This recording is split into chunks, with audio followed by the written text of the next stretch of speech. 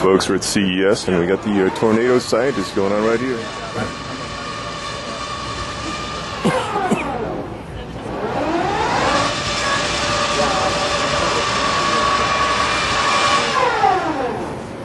It's Doppler Radar on wheels. I don't want to get too close to that dish. So I guess they chase tornadoes. Folks, we're at CES and we're here with Josh Wurman. He's going to tell us about the Doppler Radar truck. What do you do? What do you do with the truck? This is a Doppler on wheels. It's a mobile weather radar, and we basically chase tornadoes, hurricanes, snowstorms, any kind of weather that's interesting that we want to get up close to. So we get up close, we scan the radar, we use all these Lenovo computers to do high-speed signal processing. And so we process literally terabytes of data. And then these are images of tornadoes. There's no tornado here at CES today, but these are images of tornadoes and hurricanes that we've seen in recent days. Is that radar disc running right now, or is it just going around? Right now it's scanning like we would scan a tornado or a hurricane. Oh, it is. That's live Doppler right there. This is not live Doppler. Oh, this is a tornado, so if they were live Doppler, we should be good point. I wasn't closing the door and hunkering down. But we collect the data in here, and then we also collect weather data. We get data from multiple trucks. We archive it all, and then go back to our labs and try to make images of what's happening as the tornadoes, as the hurricanes evolve. We're trying to understand how they form, how they cause damage, how we can predict them better. All across America? Or?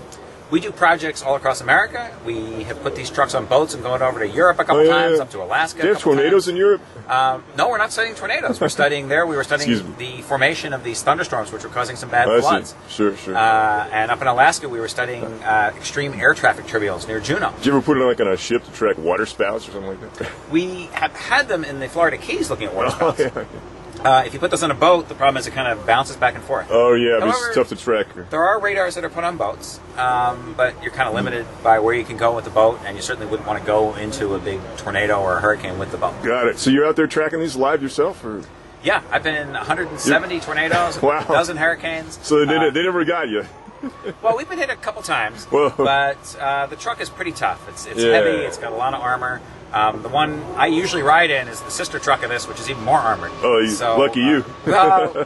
Each one we've done, we've made it a little bit better. Got it. And so we put a little bit more armoring in it so it can survive tornadoes a little bit better. When we go to tornadoes, we usually try to stay just outside. So we're usually not in winds that are much over 100 miles an hour.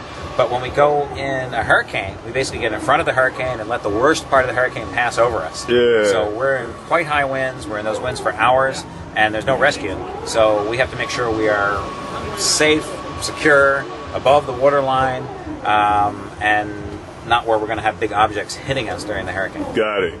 Hey, well, who funds your project? Is it a project funded by the government, or is it just a... We are sponsored almost entirely by the National Science Foundation. Oh, okay. Who funds most basic research, non-medical research in the United States. Sure. So we have grants to do our basic science in tornadoes and hurricanes, and then we also have grants to provide these systems to the entire scientific community.